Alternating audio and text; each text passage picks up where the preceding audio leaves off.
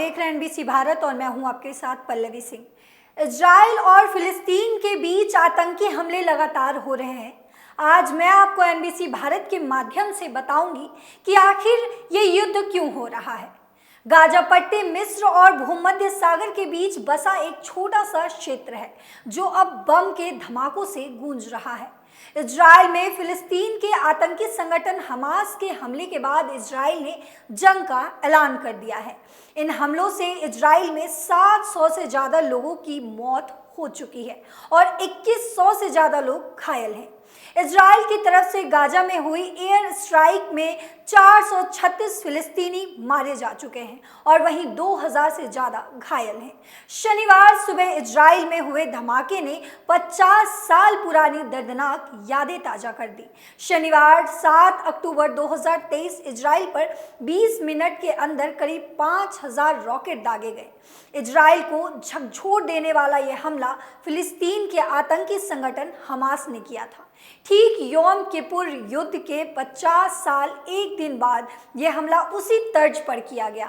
1973 में भी इजराइल को अरब अटैक ने इसी तरह सरप्राइज किया था और सालों बाद इसी दिन एक बार फिर इजराइल धमाकों से गूंज उठा है।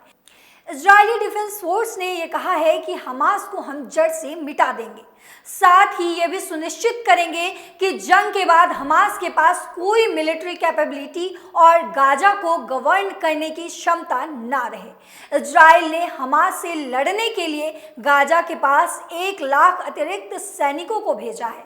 यानी साफ है कि इजराइल इस बार गाजा में आतंक की पूरी फसल को खत्म करने के लिए उतर चुका है। ये पहली बार नहीं है जब इजराइल अपने पड़ोसियों के साथ जंग में उलझा हो।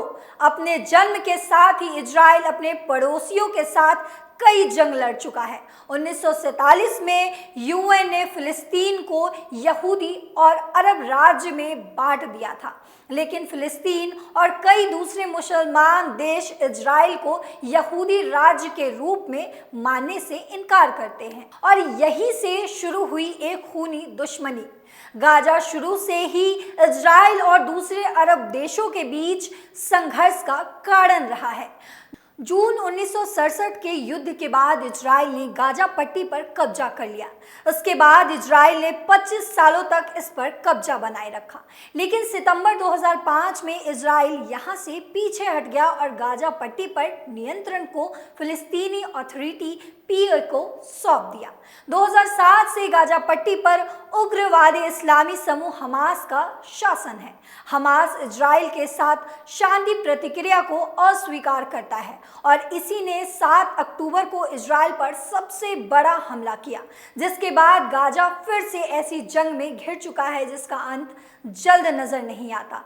देश दुनिया की तमाम बड़ी खबरों के लिए देखते रहे एनबीसी भारत। अगर अभी तक आपने चैनल को सब्सक्राइब नहीं किया तो फौरन कर लीजिए। वीडियो को लाइक और शेयर करना बिल्कुल ना भूलें।